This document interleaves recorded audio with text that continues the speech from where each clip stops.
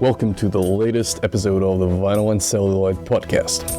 January marks John Carpenter's birthday, and what a better way to celebrate the work of a master than to revisit 20 years worth of great movies and soundtracks. Today I'm joined by David from the Vinyl Score, and we will talk about Carpenter's work, both as a filmmaker and music composer, covering almost all of his movies and music made between 1976 and 1996. We'll also do a little creative exercise. We listened to all three Lost Themes albums released between 2015 and 2020 and developed synopses for potential movies that Carpenter could have helmed.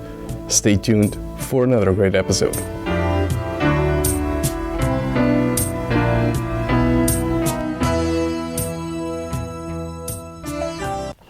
So David, thank you so much for agreeing to be a guest on this show. You have an amazing vinyl record collection. You're also into Twin Peaks and some horror soundtracks.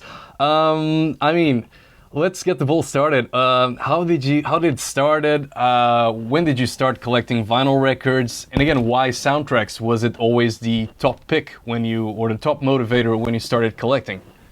Sure. Well, first, thank you very much for having me. I'm really thrilled to do this. I will take time out to talk records and soundtracks or Twin Peaks whenever anyone wants.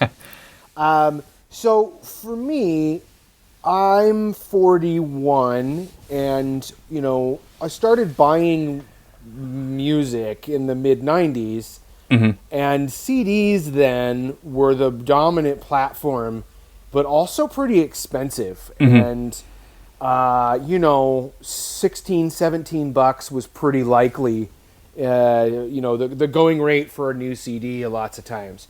And I started to notice that lots of records were like $12, $10, brand new. And that's kind of what got it going for me at first. I remember Pearl Jam released an album, and it was going to be on vinyl a week early, and that happened to be my birthday. Oh, wow. And I was like, so I convinced my mom to drive me to this record store called Ranch Records in Oregon, and I grabbed one, and we had a record player in the house, and I just started to listen to it. And that's kind of what got me started, and then occasionally I would buy them because they were just cheaper.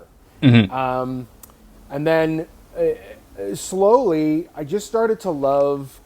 I would buy the vinyl releases of records that I really, really liked, of albums that I really liked. And I was in I really loved alternative music. There's, Siamese Dream, I remember was one that I found on vinyl that I bought. Sonic Youth's Washing Machine, there was just I would just kind of grab ones that I really had a big love for, but it really started because they were just cheaper. And then I would only buy them, and I would only buy a CD after a while because of the portability. That was really my biggest issue, is that how many CDs could I carry with me and use my Discman? And that was always the big kind of issue for me, is do I need both, and it's only if I need it to travel. So that's how I got started on vinyl in general. And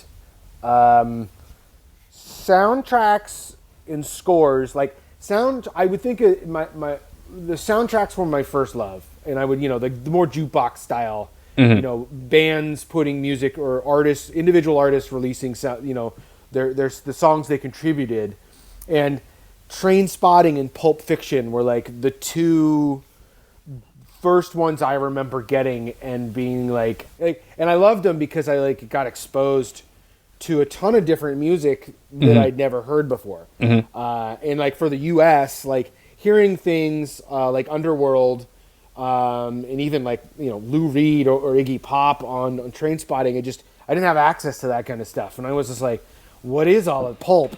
Pulp's on there. All this stuff, I was well, what is all of this? And then Pulp Fiction, but on the other side of that is, surf, funk, soul. There's a lot of other stuff on there, these other genres that I just hadn't spent any time with as a white suburban kid. I just didn't get a lot of exposure to. So that was my first love.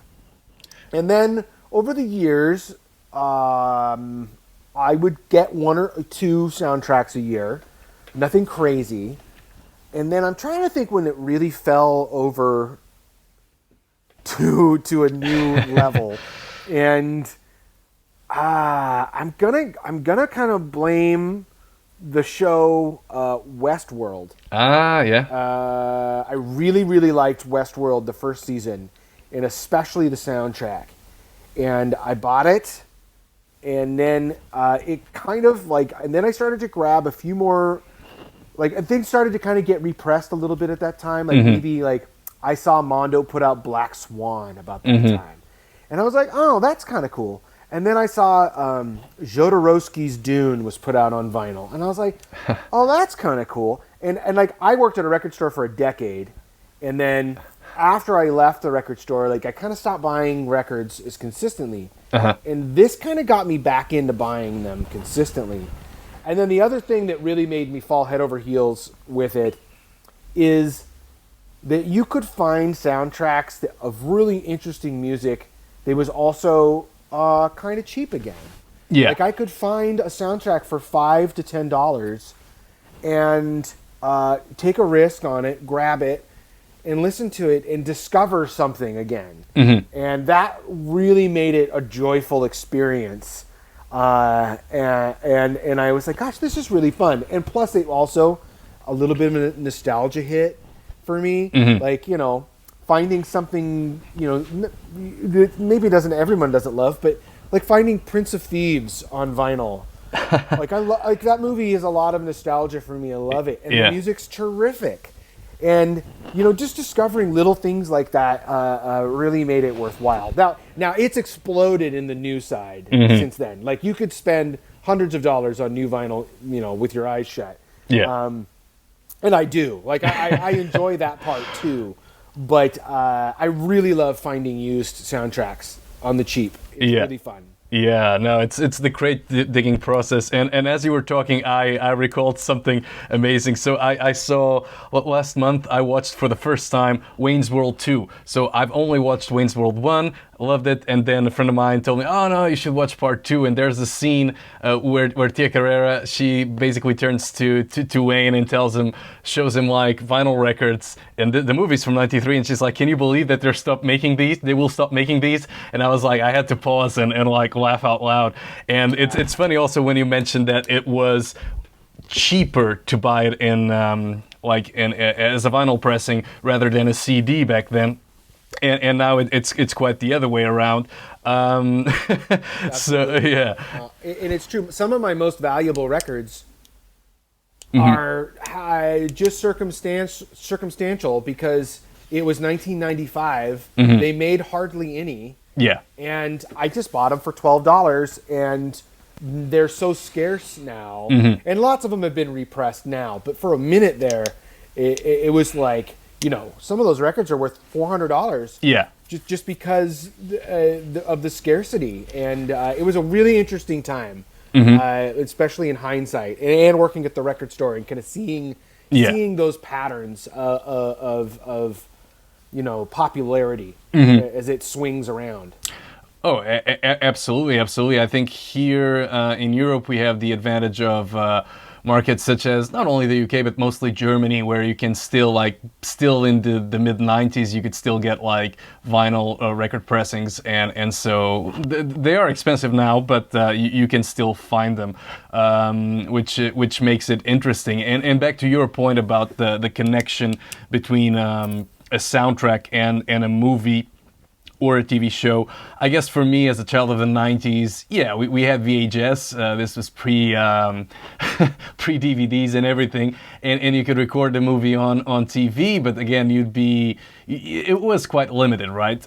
So you either rent the movie, you either buy the VHS, which was somewhat expensive, or you would have to wait to record it. And so for me, CDs, even at a young age, due to my great passion for movies and cinema overall, CDs were a way to keep the memory alive. And I guess the first two soundtracks that I got were actually Jaws and then Back to the Future. but on CD. And I guess this is a perfect segue to our subject matter today, or the topic we will be discussing. John Carpenter, right? A director who's also a composer, or a composer who's also a director. I don't know. How Bilateral, do you? Yeah, exactly. Right? And how do you feel about him? Like, is he one of your favorites? Who's actually your favorite composer? How do I feel about John Carpenter? As a filmmaker and as a composer, he's one of my favorites. Because there is a joyful, fun energy in his movies. Yeah. And you know, they're I would guess they fall into like genre. Like there's a lot of genre pictures. And I that tends to be if you're gonna catch me kicking back and just having a good time with a movie on, if it's in the background, foreground, whatever, a lot of it's genre stuff. You know, it just makes me happy, and so that's definitely something I grab onto. But as far as my favorite soundtrack or score, are we talking about of his or in general? Well, we can start like excluding or including John Carpenter, and then we'll circle back to John Carpenter. Maybe I'll exclude him. Yeah, okay. Say that like the two that stick out in my mind as like, you know, really bent my mind. Okay, I'm gonna say three. I'm gonna change my answer to three. First off, I gotta say John Williams. Yeah. And I could pick, depending on the day, something between, you know, A New Hope, Raiders of the Lost Ark, like one of those two for the adventure side, and just the way his gift of making beautiful film music. But later, it's going to be either Vangelis with Blade Runner or The Shining. And both of those I will give credit to for bending my mind inside out. Like, I remember the experience of both of those movies vividly the first time. Yeah. And the re-examination of those, and how much I always know the music's affecting me when I watch those. And the bizarreness of it, the oddity of sound that they have created. Oh yeah. On both of those were huge influences on my interests and drives from both those moments. You know. Oh yeah, I'm with you there, and I guess with Vangelis, you also, I think, Chariots of Fire, obviously a very known work of his, but also 1492, right, the Conquest of Paradise, also by Ridley Scott, which I think it's iconic, and I've never seen the movie due to maybe I was put off by the bad reviews, but definitely one that I would love to own on vinyl. I guess, and whilst we're on the topic, I don't know if you have this one, but I'll give you my favorite composer of all time, Ennio Morricone, and I guess it's the versatility and how he collaborated with John Carpenter, but also the different kinds of work he did beyond the westerns, right? You got The Exorcist Part 2, right? the Heretic, probably the only good thing about that movie. I mean, I'm a massive fan. But one album that I always wanted to own, and I don't know if they actually released it on vinyl, is Trevor Jones' score for the Sylvester Stallone movie Cliffhanger, 1993. That's a good question. And that era, that era is kind of a little spot where it gets kind of touchy. Because I also have an affinity for like pretty big 90s movies and their soundtracks. Like Cliffhanger's a great choice. I would love Patriots Game. Oh yeah, something I would love. There's like these kind of big movies, The Fugitive. Yes, there's some stuff like that I would love to have released, or if there is an original. Like sometimes in that era, like they only came out in like South Korea, or something odd like that. Yeah, Brazil, you know. Yeah, exactly. So they're very difficult and expensive to get, and I'm with you there. I just I think it was 2 days ago that I watched that movie Shoot to Kill with Sidney Poitier and Tom Berenger, and you get that vibe, you know, that Michael Kamen kind of soundtrack from what was it, Lethal Weapon, you know, with the sax and all jazzy, but then it cuts into something a bit more classical, kind of like John Williams in Indiana Jones. And so it's kind of a weird vibe, and I find it interesting. You know, they say if it's a good soundtrack, it will stay with you, but probably it won't distract you from the movie. I guess this one wasn't that good because I was a tad distracted by it. But every single time that I can assure you that every time I watch a John Carpenter movie, I'm not distracted, and I'm actually taken away by the soundtrack. And I guess that's also because I always associate John Carpenter movies with my dad. So we started to watch. I actually watched the first few John Carpenter movies with my dad. So The Thing and Escape from New York. And I think it was, pretty much those two that got me started. And then I went out solo, you know, to figure out the rest. And I still haven't watched Starman and Dark Star. No issues with the word star, but I haven't seen those two. But yeah, what was it for you? Like, how did you get started with John Carpenter? I think we rented a VHS of Big Trouble in Little China. Ooh. You know, when I was in like middle school, late elementary or something. Mm-hmm. I think that's the first one I saw. But then, you know, and I wouldn't have known then, you know, a director, you know, like a director or not, you know. But I remember that one, and that's pretty comic-y, you know, big. That one I remember really liking as a kid. But it wasn't until we got into slasher horror films, we really, like my group of friends, we really connected with the Friday the 13th series as a group activity, you know. Part 2 especially was our favorite, and we would rent that semi-frequently and, you know, have a laugh.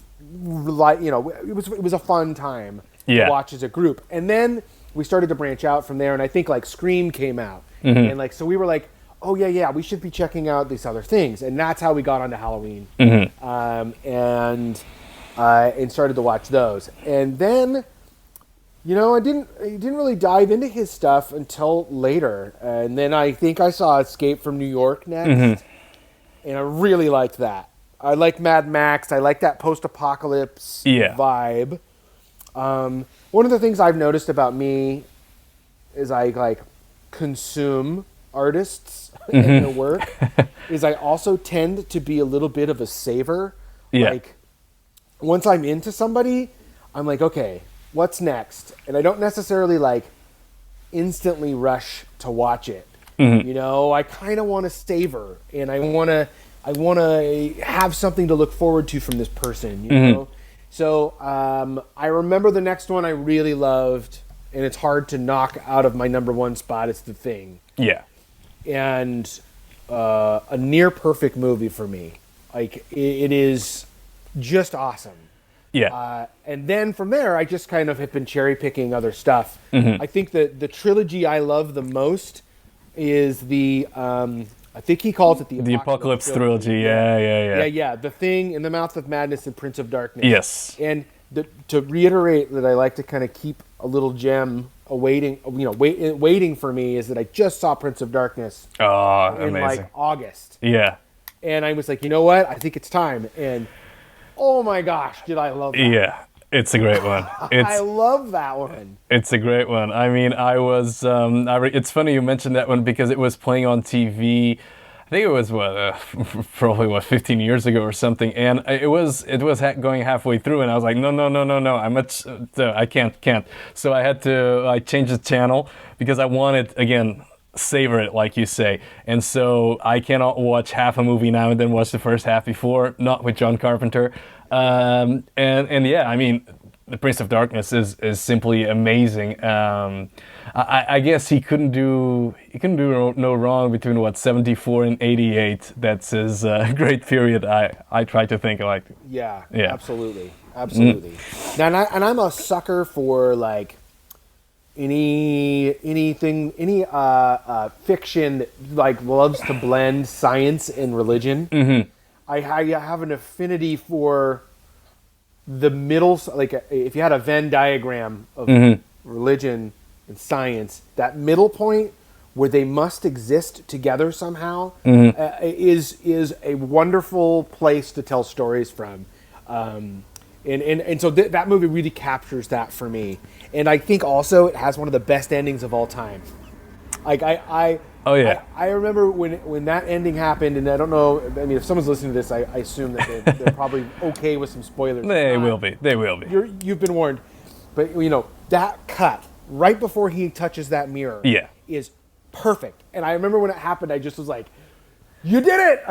This is the best cut." It's like I love it. Exactly, and that's a really, really good point. Like with that cut, because I don't know if you watched the trailer. I actually watched the trailer for the movie after, and that cut was used. But when he touches the mirror, actually it breaks kind of like Friday the 13th opening credits, and Prince of Darkness pops out. So it's amazing. Oh yeah. Check it out. That's great. So it's one of those shots where like if you watch the trailer and you kind of expect something, but then you watch the movie, you're like, okay.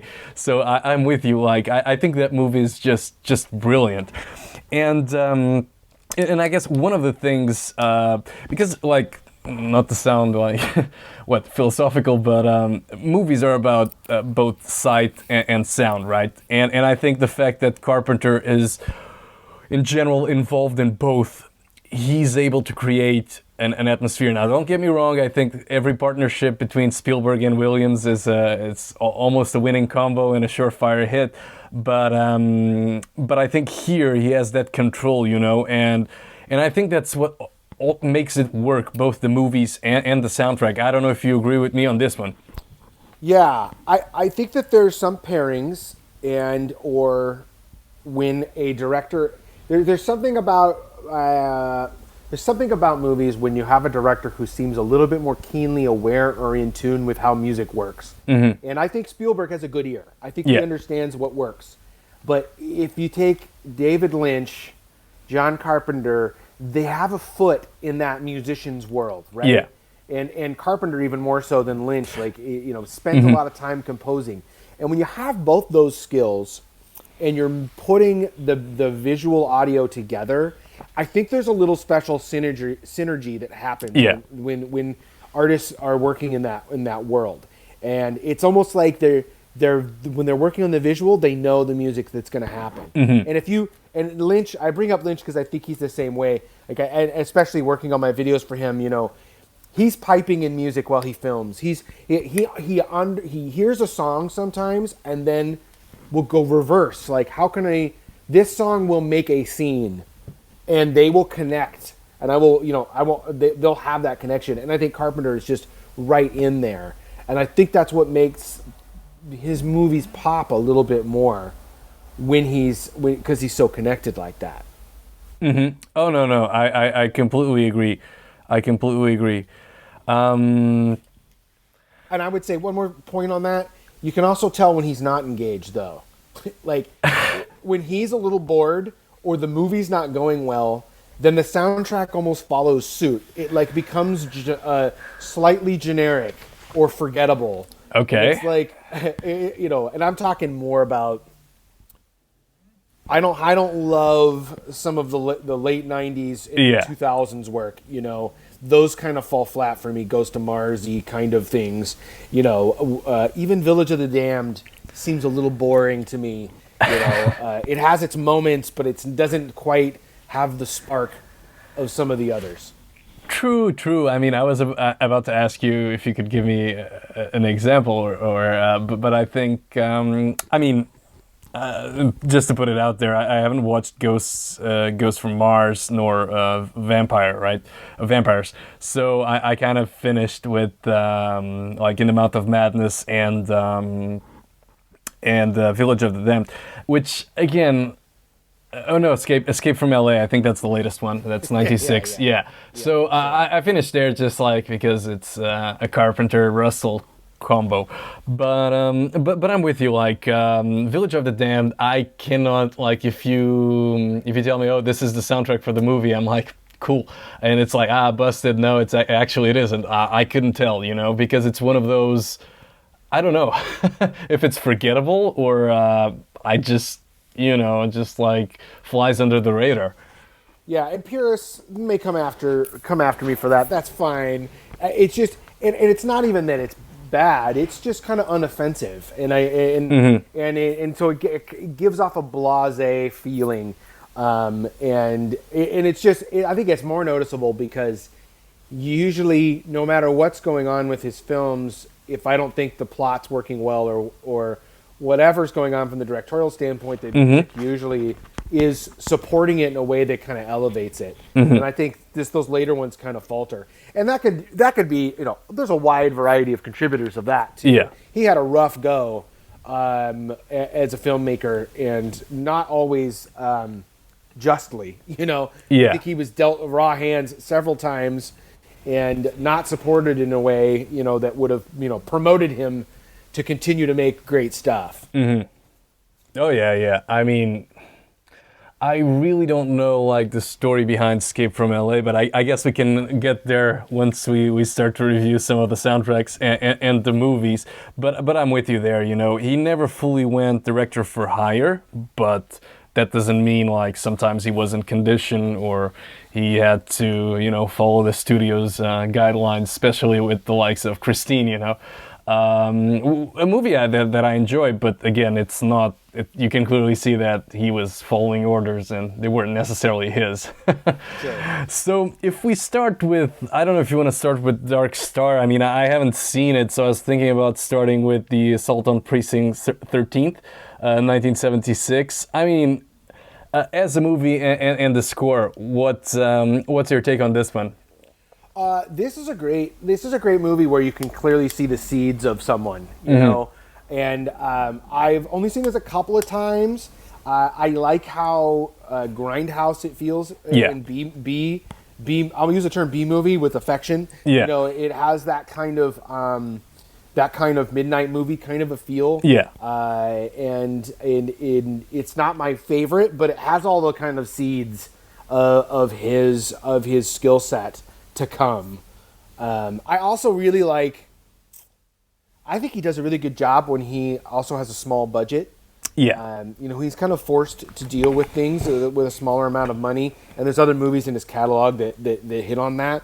But I like seeing artists perform within confines, and I think this is a good example of that of somebody trying to do as much as they can with the budget they have. Yeah. Yeah, I'm with you there, and I think that I just recently found out, whilst I was preparing for this episode, that his favorite genre is actually Western movies, right? So you can totally feel that kind of Butch Cassidy, Sundance Kid vibe where they're stuck inside the police precinct and waiting or shooting and trying to, just find their way out. There's kind of a Western vibe that I never thought about it, and then I started to see it more and more in his other movies. But I think you're absolutely right. This is where it all started and where it first converted into proper images. And I mean, it's a solid action flick. I agree that with the kind of grindhouse B movie vibe, but it's very effective. And again, it's something I don't know. The more I think about that movie, the more there's. Like it's the blueprint for his career, You have the conflict, which is again similar to the whole Escape from New York, right? And Escape from LA. There is a goal, They want to leave and leave alive. There's also the fact that they were trapped in the main characters were trapped in a very tight spot, Right. Again, same with Prince of Darkness, right? There's that, The Thing, yeah, right? The Thing, yeah, absolutely. And then there's that whole message, subtle criticism of society, if you will, which is again, they live, So I kind of agree with you. No, I wholeheartedly agree with you that this is the seeds were planted here for the rest of his career, and all the topics topics, the recurring topics that we would see for the following 20, 30 years, were all over there.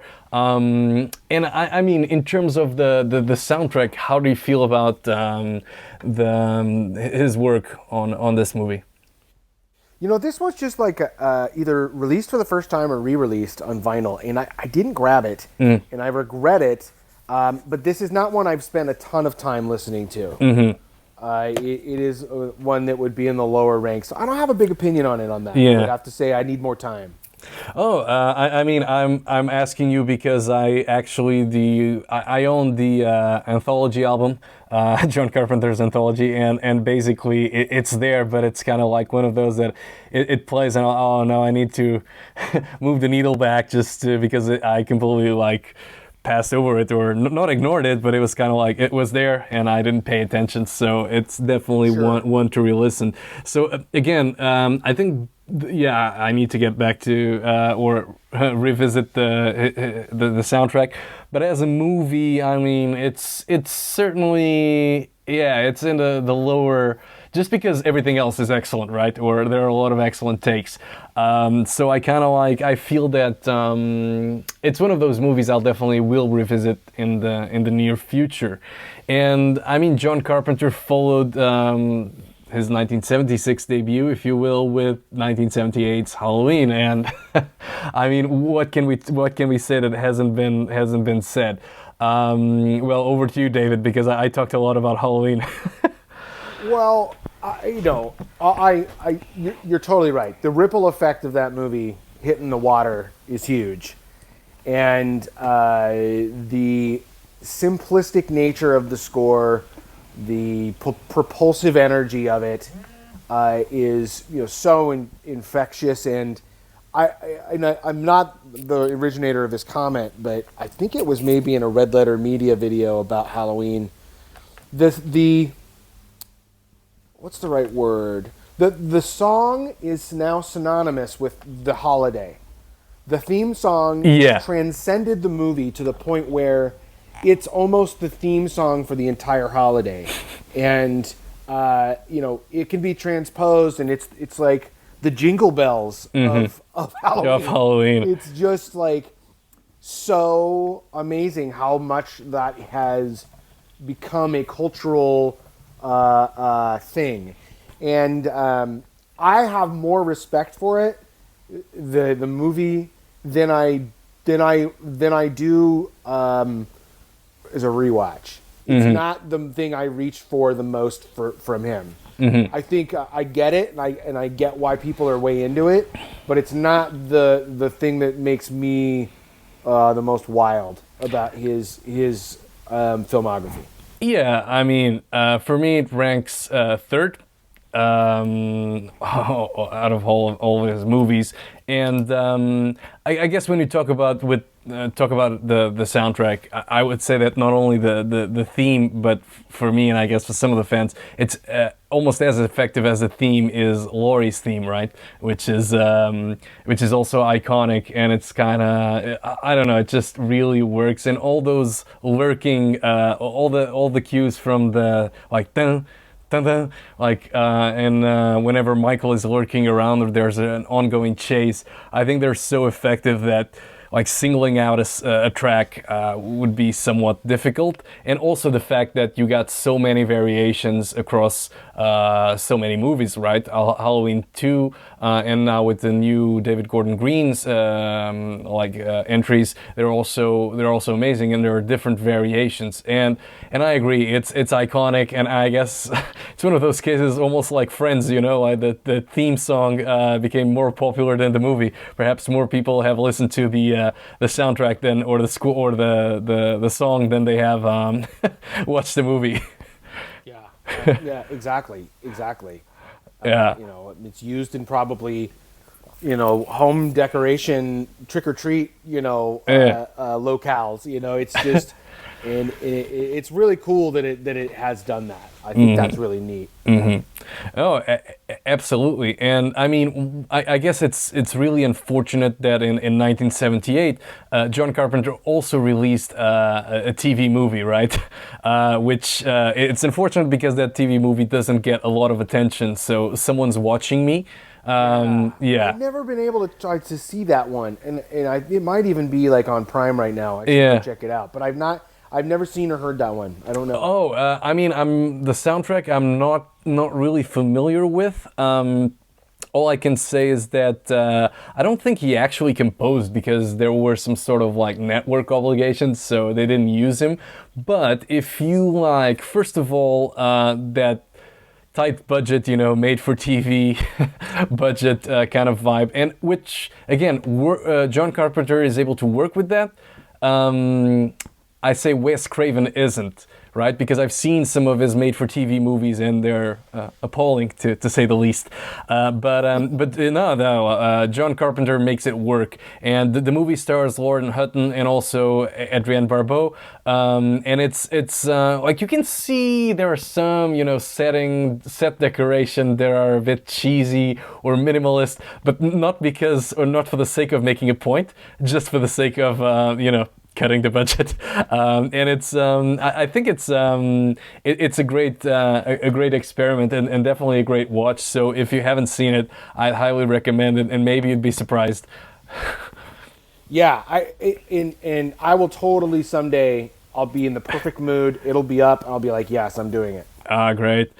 And Carpenter, I mean, he had a taste. First of all, one of his first collaborations with Jamie Lee Curtis with Halloween, and then he moved on to, he stayed within the genre, right, with The Fog. And I guess this is a bit of a polarizing movie and also a bit of a polarizing soundtrack work. Now, I don't know if... Interesting. I mean, the movie is definitely...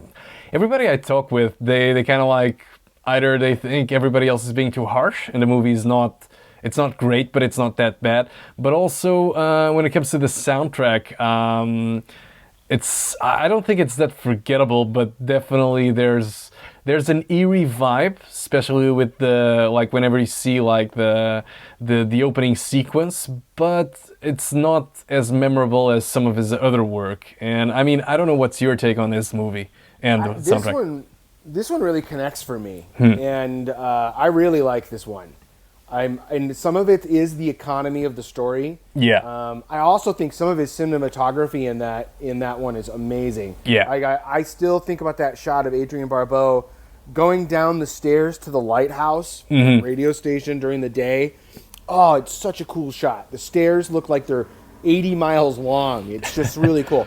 But I like a good ghost story. Yeah. It's a simple premise. Yeah. I also think it has a great beginning. Yeah. The way it starts really hooks me. The old man, the fire, the kids listening to the story. I love the betrayal of that mechanism of betraying the less fortunate. I love all that. And then, as the town slowly starts to, in that beginning sequence, have these supernatural events, I really like that kind of stuff. It works great for me. I think its machinations for the next 2/3 are a little sloppy at times. I think that the sequence in the end in the church is a lot of fun. Yeah. And some of the characters are, and I forget who's playing him, who plays the priest. Check it out. He's pretty sloppy in it too. But Hal Holbrook. Yeah, that's it. It's exactly what it is. And he may actually be drunk in that movie. I'm not 100% sure he's not. Not surprised. I wouldn't be surprised. And so I got the Waxwork reissue of that. Oh. And it's a beautiful pressing. I love it. I spin it all the time. I like that one. Interesting. I mean, I definitely... I think this is obviously a step above. I'm not fully sure about the figures, and I don't want to play fast and loose with budgets, but definitely had a bigger budget than Halloween, right? And I think I need to rewatch it again because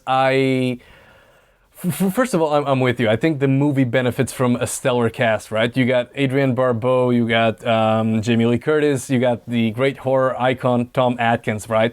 And Charles Siffers from Halloween as well.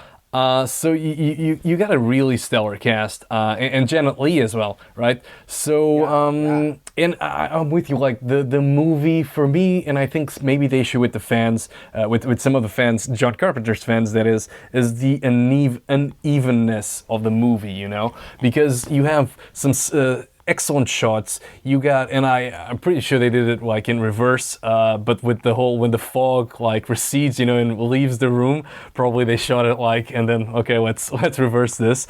But it's amazing. So some of the shots and some of the effects, especially in the church sequence, like when I believe the benches are all flying over and everything, and I think there's still like a creepy there's a creepy tone to the finale, to the ending. But then I just the menace is there, but at the same time it isn't. You know what I mean? I mean, it's not like The Shape or Michael Myers or even something like that we cannot see, like in the Prince of Darkness. But it's yeah. Go ahead. I watched it at Halloween time because I just rewatched it around October. I think one of the things I was like, oh, is this PG-13 or PG? Because it's a little bloodless. And not that I need, you know, all my horror movies to have like a lot of blood.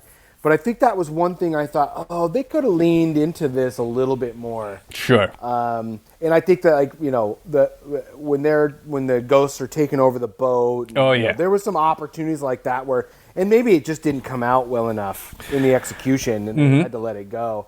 But I think it's really effective when it's doing small things, like the hospital or the coroner sequence. Yeah. Jamie Lee Curtis, and that it's moving closer to her. You know, a lot of that stuff I just think is really, really fun. Mm-hmm.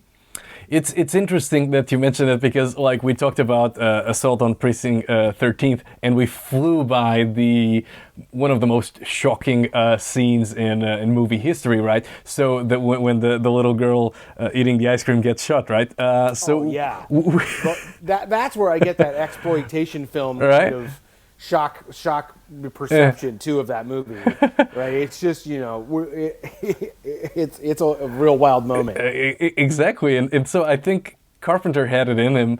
He just probably, it was either the success formula from Halloween or studios, you know, telling him just do it like you did the other one. That was what prevented the gore. But I think you're right. Maybe what would differentiate The Fog would be a bit more of you know, that slasher kind of gore. And I was thinking that you know, funny thing, I actually watched the remake before I watched the original. So I went to the movies to see the remake, and it was awful, right? It was awful. But I don't recall if actually they went with the gore vibe, you know, on that one. I don't know if you... Never seen the remake. The 2005 remake. It was awful for all intents and purposes. But, I mean, the Fog is one of those that I enjoyed what I saw. I wasn't in a rush to revisit it. And, again, it's... But I will, you know, I will. I think for me, the thing I always think about it is that it's spooky. It's a spooky ghost story. Yeah. It's not necessarily a horror movie in the same way that some of the others are. And that really sets it right for me. Like, I think if I was going to show, like, a young nephew or somebody younger who wanted to check out a horror movie, it's a pretty safe one to be like, here's a spooky story for you kids. Gather around the fire. You know what I mean? And so I like the charm of it from that perspective. Mm-hmm. Oh, I'm with you, and maybe that's how we need to, or it's a good assessment, you know, try to see each of Carpenter's movies as, you know, it's not just another slasher or not really just another horror movie. It's a Carpenter movie, you know.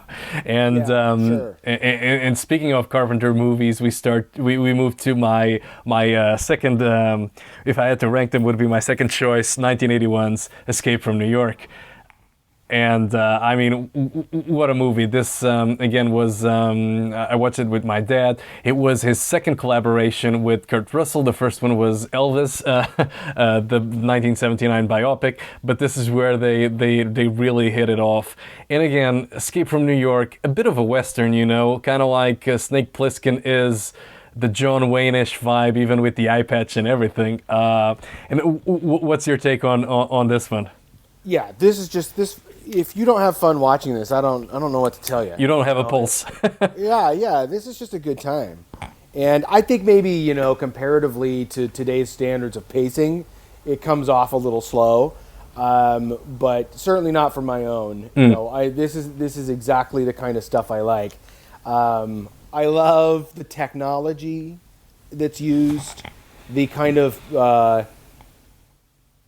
the analog, bulky technology, you know, like just even the tracker, you know, that kind of aesthetic I really enjoy. It's just a good time, and I don't know what else to tell people. You know, in I like him and Kurt Russell. Kurt's having a good time in it. You know, it just has that. It exudes entertainment. And it's a great. I would kind of call it like a Saturday afternoon movie. You know, it's just a great one to kick back and enjoy. Yeah, I mean, I take it maybe a bit more seriously than that, but definitely like good fun. And I think I don't know if this is becoming a recurring theme in our discussion, but again, it's the economics of the movie and how Carpenter makes it work and makes a lot with very little. And I'm thinking about those opening credits that look computer generated but actually weren't. You know? Yeah, absolutely. I've seen. You're right. Yeah. The economy of this movie is right on. Yeah. I'm also. We mentioned this. I think we mentioned this earlier. You know, I like the post-apocalyptic genre. I like the movies that have wild gangs. Yeah. You know, anything that kind of touches on those two worlds. Yeah. I'm always a sucker for, and this has both of those things in spades. And the alternate history is also a genre I enjoy. Same. So thinking about this futuristic and the idea that New York, like Manhattan, is just walled off is so cool. Yeah. It's just such a cool idea to have a setting of that. So, and then you know, having Ernest Borgnine. Oh yeah.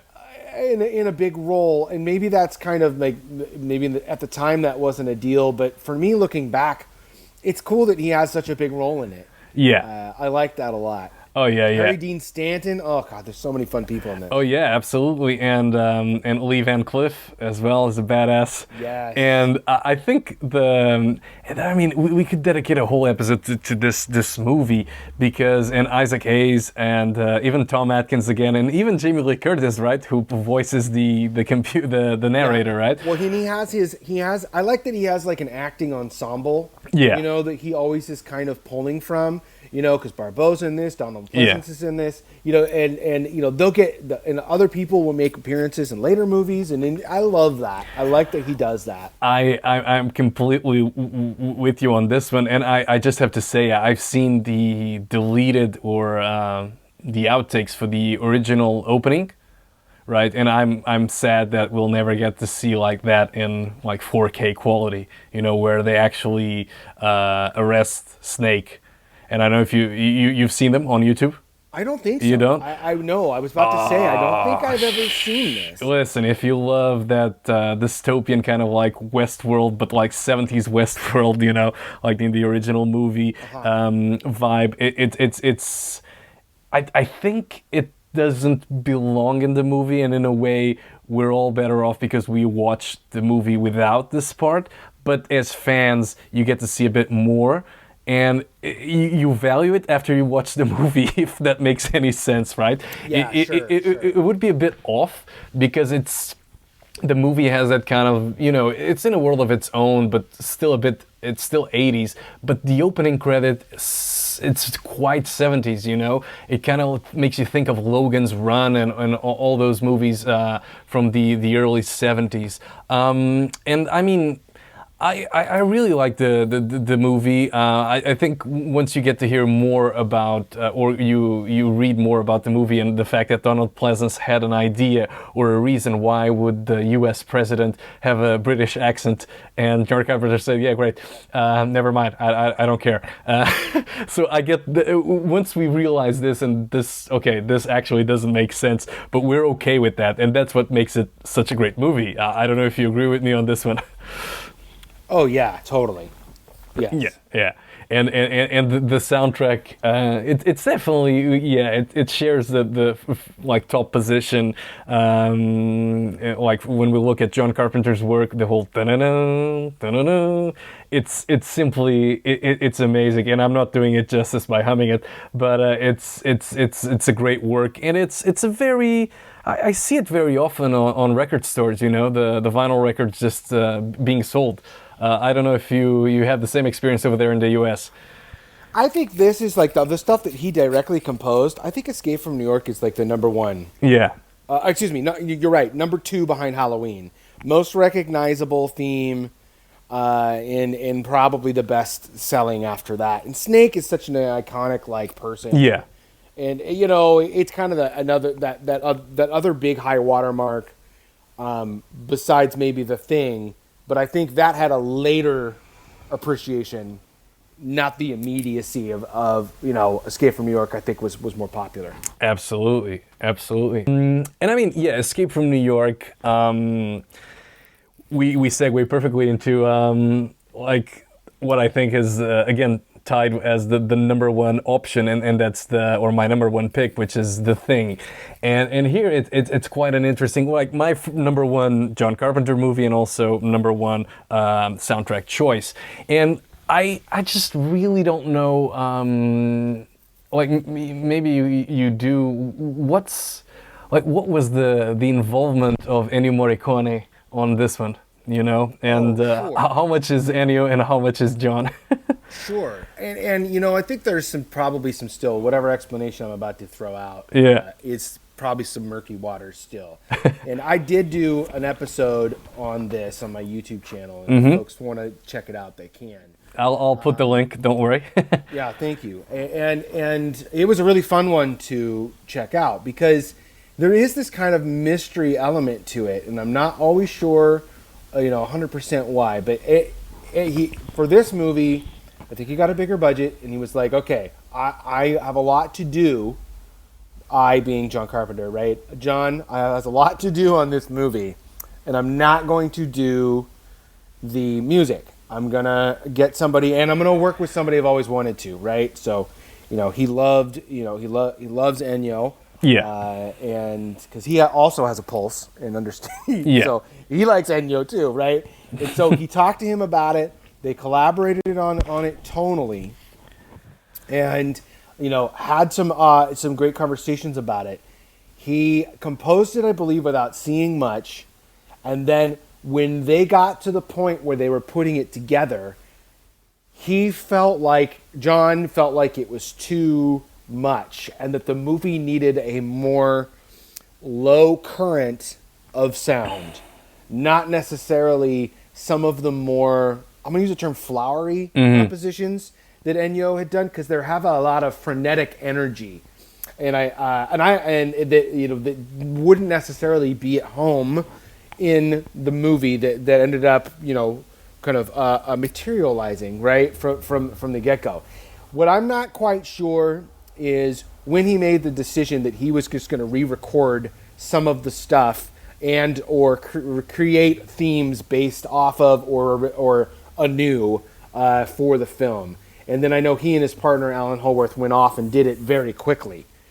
And I know in my research that, you know, he was really chagrined to, you know, deliver this news to Ennio, but I think that Morricone's such a worker. Yeah. That I don't know that he sat around and cried about it too much. Yeah. And then for those who don't know, lots of this stuff, you know, lives on vinyl. Please listen to it; it's wonderful.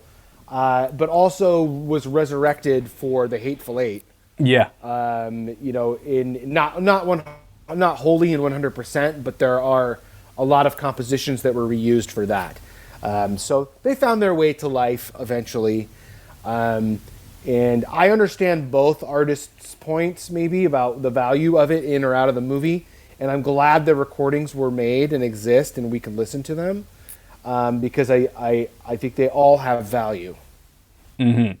Oh yeah, absolutely. I mean, I was I'm glad to hear your take on it, and it's similar to other versions, or I guess a version of the truth we'll never know for sure, that I heard about this split or influence. But it's such a Carpenter take, you know, the soundtrack, the score, and I mean, you find it a hard time to see what was the closest that Morricone ever got to compose something like that. Now I'm thinking about going back to The Exorcist 2, you know, that was the most, or the closest, like, synthy thing that I can recall Morricone doing. I don't know if maybe there's... He's got so much. Yeah. I haven't heard it all. Okay. I hope I do before I die, because he's got hundreds, right? You know, Frantic has some energy that I think is kind of similar to this. Because it's not to me it's an example of a score he did that isn't a full-blown orchestra. You know, it's more of a small band. You know, it has that kind of vibe. Sorry, for Frantic is the Polanski movie with Harrison Ford, right? Yes. Okay, yes. that's on my list. I highly recommend that soundtrack. Okay, that's on my list. The movie's fun, and if you know, it's a really good thriller. I use fun a lot. Yeah, fun is what I want from movies. Oh yeah, no. I'm thinking about that Family Guy sketch about, and now back to another Harrison Ford movie where he asks people who took his wife, and I was thinking about The Fugitive you mentioned, and Frantic is another example. The same thing.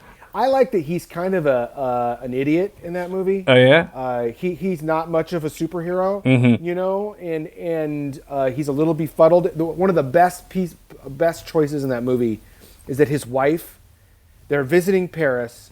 His wife is fluent in French, and he is not. Yeah. So when she is taken, him navigating the world of, like, I don't know anything about Europe. You know, I like to see him, Harrison Ford, playing these people who are not gifted at the things they're trying to accomplish. I think that makes for fun storytelling. Absolutely. I mean, it's been on my list for years, and I think 2022 is finally the year I'm going to see it. And the thing, back to the thing, I'm still again taken by the special effects. You know, it's something that no matter how many times, and I probably watched the movie like 7 times, it's something that still impresses me, you know, and like the whole practical effects and the fact that he got a double amputee to, oops, I don't want to spoil anything, but you know the scene I'm talking about. Absolutely, no, absolutely. I mean, it's I don't think those things would fly in these days of political correctness, you know, but it's definitely it's amazing, like all the how everything works in that movie, and I think it's brilliant, you know. Yeah, I think it's the movie of his that has the most things working at the highest level. Yeah. The script is great. You know, the acting is great. That ensemble is awesome.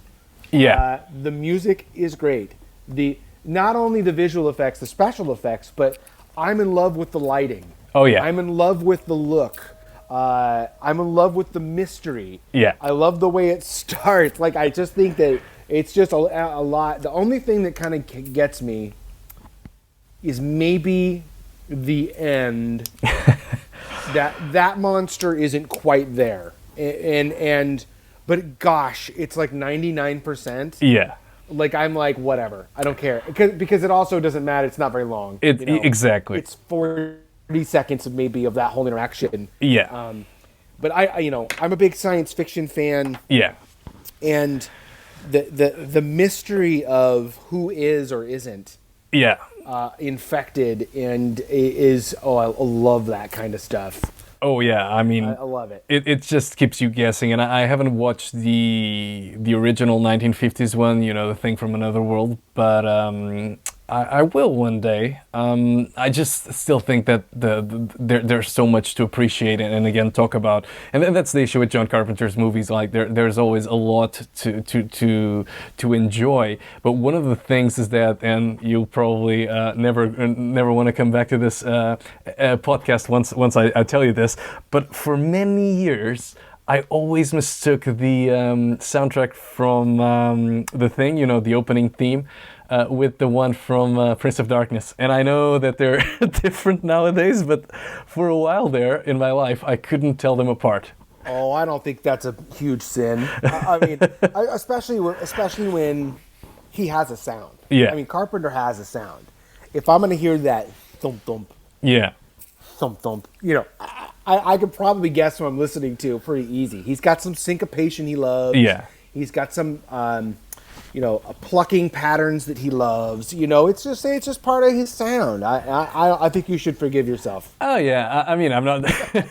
it's all good, but I didn't I actually forced myself to listen to them and. Like back to back, and they're totally different, especially because there's that ethereal vibe to the Prince of Darkness, because it's not only the synth like dun dun, but also right, and I guess that I mean people are put off by my humming. They'll probably never listen to the soundtrack, but there's a bit more, and I guess again back to The Thing, there's that simplicity, and I don't know if you know the YouTube channel Lego Lamps.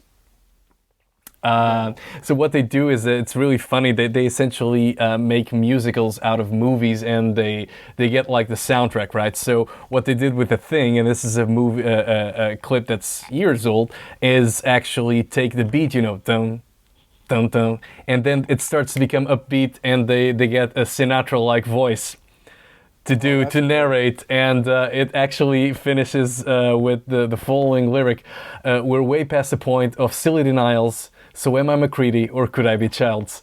But I think you'll once you listen to the whole thing, I heavily advise you to watch it and hear this song because it's beautifully made. And they got another one with Schwarzenegger, and they're beautiful, really fun. Yeah, for mine. Not to spoil the rest of the filmography, but I think this is the high water mark for me. Yeah. For him. I just think it's amazing. And I'm bummed out that it got crushed in the box office. Yeah. I just feel bad for him.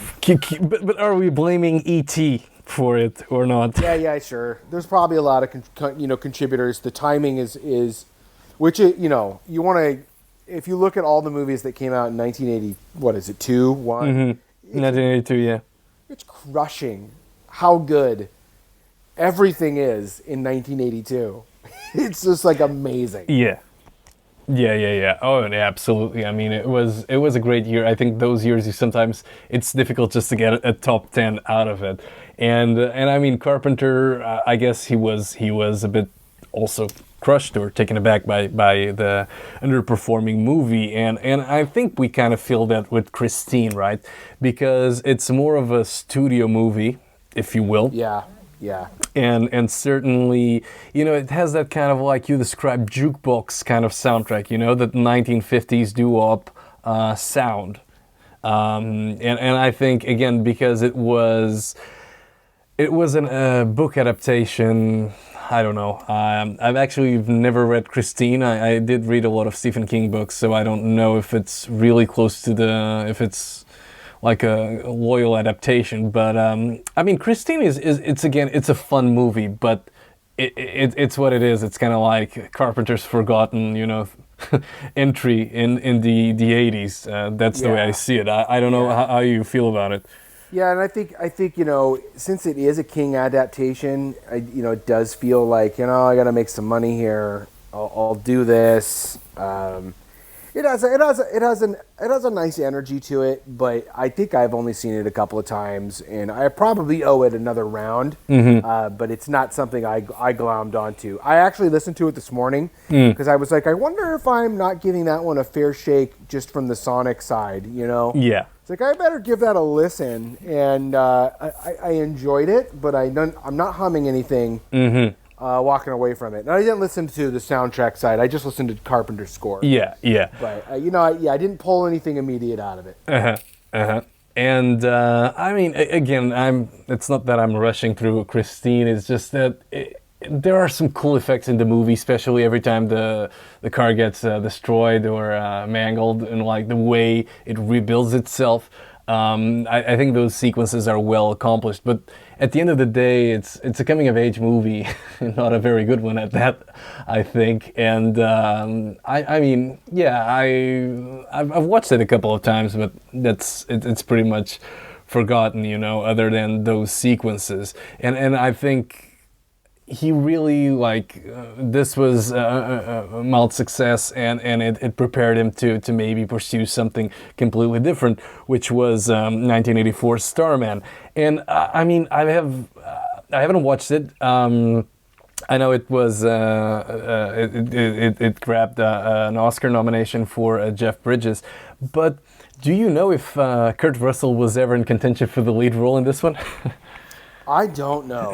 This is one that I haven't seen. Oh, okay. And it's one I've got in my pile that I'm kind of saving for a rainy day. Okay. So I'm a little ignorant. I wouldn't be surprised if Kurt was. Yeah. Maybe it was a scheduling issue or something. Maybe he was obligated. Uh-huh. I think it's cool that Bridges got to do it too. Yeah. It doesn't bother me. Oh yeah. No, he's also badass. So I guess we're good with the choice. But I guess we'll skip over this one and move straight into, I think we can call it a cult movie. No, Big Trouble in Little China, 1986. Yeah. Right. It has this is a fun movie, right? This is as closest as he ever got to make a comedy. I don't know. Yeah. I agree, and I just like how wild it is and fantastical, and I don't know. It's just it just has a lot of attitude. It makes. I like when a movie makes choices and really just leans into them, even if they don't work 100%. I just really like when they just say we're just going to lean into it. This. Like Russell, he looks like. I love the art for this. He looks like a character that would be on like a video game box. Yeah. In the 80s, that the video game doesn't look anything like him. You know, the tank top look and whatever, but the colors and the look of it, and I think there's a character. Yeah. The character that I remember years later, I was playing Mortal Kombat for the first time. I don't know if you played a lot of Mortal Kombat. A bit, yeah. But I always thought it was Raiden, based off of Raiden's the guy with the large brim hat in Mortal Kombat, and I think he even shoots lightning. But I always wondered if that character was an homage to Big Trouble in Little China. But yeah, I this is one I've also haven't rewatched in maybe 20 years, and like I've been kind of saving it. Like I was like, I'm gonna pick that one back up. Like I've really forgotten a lot about it, but I just love the art direction on this movie. I'm with you there. I think it's one of the greatest highlights of the movie, and I think it never takes itself too seriously, especially when you got Kim Cattrall's character. What was her name? Something Law, and she's a lawyer, and you're like, haha. But again, yeah, I know. But again, I think this is almost like this kind of like, East meets West, kind of like Western, like Shanghai Noon kind of thing. But I think Kurt Russell is again back to Carpenter's version of what a cowboy is or should be. Right. Well, and I wonder how much of an influence that you're right, that kind of cross culture Mm-hmm. collision that happens in this movie, how much that has influenced artists that work on anime later. Yeah. You know, and I'm not an expert, but like I see similarities between, and maybe I'm missing the direction of who influenced who here, but Yeah. like Cowboy Bebop and some of that stuff that has like these kind of like mixes of those genres, which I totally love and encourage. But I wonder, you know, what direction those influences go sometimes. Oh yeah. Yeah. No. I mean, you're absolutely right. We can't really be precise about what influenced what, but I completely agree that there's an influence there. And back to what you were saying about how Jack Burton. Or how some characters could have influenced other characters in video games. We don't have to go any further than what They Live, right? Duke Nukem, right? Yeah. I'm here to Exactly. right. So I guess John Carpenter's influence extends far beyond music and cinema. To your point, but we'll get to They Live in a bit. The one thing about Big Trouble in Little China, the fact that it is a cult movie, it's I guess there were some expectations that weren't met, box office and financial expectations, and that kind of resulted in John Carpenter moving back to scale back and move back to an area that he's more comfortable with, and that's the smaller scaled pictures. I mean, 1987, Prince of Darkness. What can we say? Again, this is excellent. It's number 4 on my list, and again, a beautiful soundtrack, a cameo by Alice Cooper, who also recorded a song for the movie. But it's great, and I think what makes the movie great is, again, not only the soundtrack but the location. Yes. Your take. It's really, I like them. Again, it has one of those mysterious beginnings. Yes. You know, the dead priest, the dying priest, and that start. It has that one, almost one location. You know, that church. Gosh, maybe I spoiled my love for this by talking about it so soon, but it's a good aesthetic, and the dream. Oh, the dream sequences are beautiful. Sequences are so off-putting, and this is why I think this is one of his most uncomfortable movies for me. Is the dream sequences are so uncomfortable.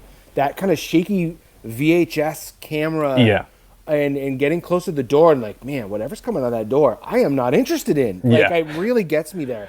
Yeah, and there is the sequence where the guy is killed, and then they look out the window, and he's like, and the Prince of Darkness is communicating with them through this body, and then he just dissolves into bugs. And it was just like, like, take me home. Yeah, this is not good, and it feels so hopeless. Like they, I don't believe they can leave. They are stuck, and being stuck in a location is one of my favorite things he does. Yeah. Right? Assault, absolutely. The Thing. It's a great place for him to work from. Even The Fog, to a certain extent. Multiple sequences where people are stuck in places. Yep. And in some ways it's a zombie film. In some ways it's not. Exactly. I also love the cast. Yes. It is a great cast. And I think the characters are really well written, and it's really easy to look at this and maybe be like, oh, these are like stock characters. Yes, and they're really not. The guy Dennis Dunn, who plays Walter, he I think is in Big Trouble in Little China too, but he is wonderful. The character actor Peter Jason, who I first found out really from Deadwood. There's just a ton of great characters, and they're really fleshed out. They are, which is not usual for a movie, right, of this genre. And one of the I think back to the fact that this is a Carpenter zombie movie. which I totally an idea I totally subscribe to. It's the fact that it's the editing choices, right? And what may seem like sloppy editing, such as the dream sequences, I think it was actually there was a lot of thought put into them, and to make it look sloppy. You got the Dutch angles with the church every time the church appears in the moon, and I think one of the things I read throughout the years was the fact that this was a parable for the AIDS epidemic at the time, you know. Yeah, I have heard that. And thought about it under those terms. I'm not sure if I've settled with that, but it's interesting to think about. I mean, I brought it up because I can't stand behind this idea. I think it's more of Carpenter's way. Maybe it's unintended, but this was Carpenter's way of doing a zombie movie, like you pointed out, but B, also a tribute to British horror, right? Hammer horror, and most importantly, this movie was influenced by the TV show Quatermass, right? So I think this was his way of doing, like, paying homage to that kind of that kind of genre. And I think, I mean, from a soundtrack perspective, it's brilliant, it's tense, and maybe the reason why I got it for a long time mixed up with The Thing is because they're both very, very effective. Yeah. This is almost my number 2 from him, and like I've got some web pages open too as we chat, just to make sure I'm no referencing, problem. and I'm appalled that the Rotten Tomato scores. And it's like at 58%, 50%. My guess is that as time marches on, this one will only rise. I just think it's so great, and I encourage everybody to check it out. And even the opening sequence it's so long. Yeah. And maybe this isn't in the pro column, but like there's some weird choices in here. And I guess that's what I respond to sometimes, is that committed choices to some stuff, even if it doesn't quite work, at least they're committed to it. And like the title sequence on this movie is like 12 minutes. I swear, it's like intercut with dialogue. It takes a long time. It's a strange little setup. It's true. I mean, I was thinking, no, but that's different. Like the pre-credits sequence in Friday the 13th Part 2, they're probably 15 minutes long, but that's not not credits related. It's pre-credit, not the credits themselves. And I think it's again, it proved that Carpenter was comfortable with the smaller scale projects, and in a way it paved the way to another cult classic, They Live, right? Again, another box office hit. And a personal favorite. This movie's fun. Again, I'm gonna use my big F word. I think that's one of the things that's so great about this. It also has a lot of comedy. Yeah, like, this is a darkly comic movie, and you know the phrases like "oh, more important today than ever before." Like if you think about this movie in terms of conspiracies, and like the idea that there are species among us that pretend to be human. Like I've known guys who are into this reptilian before, and you can really get sucked. I'm sure QAnon can watch these kinds of movies and see what they need to out of them, but the ideas around media and subliminal messaging and just how we receive information is super relevant. And there's a section of our time together here today where we're going to talk about other movies that can come from his lost themes. Exactly, in a bit, yeah. Where I'm going to come back to They Live to talk about a new sequel, but this is one that for me I saw on cable at some point. I don't know if it was an HBO special or a Showtime special or something, and remember seeing it off and on, little chunks before I ever saw before I saw it all the way through. But boy, do I remember the first time I saw the fight sequence. Oh yeah, that fight sequence is iconic with Roddy Piper and Keith David. Yes, what an expression! If you were again talking about making choices and committing to it. That's exactly what I mean. Yeah. Like, we're going to do this, and and it's not normal. It's going to be different, and it's totally worthwhile because of that. Oh, it's memorable. Absolutely, absolutely. It's very memorable, and I think what's more, it's that you would expect, like Roddy Piper, considering his wrestling background, he would be like there would be no trickling over of his wrestling background into the movie, and it turns out it does happen. So I mean, it was unexpected the first time I saw it. I have to say, I was what appealed to me, or what brought my attention to the movie, were Meg Foster's eyes, which I mean, I've seen a couple of movies where she's in, and that's like the only thing you can focus on for a long time, right? So those, she's got a look. Yeah, she's got a look, huh? Like Kirstie Alley on steroids. That's what I always think.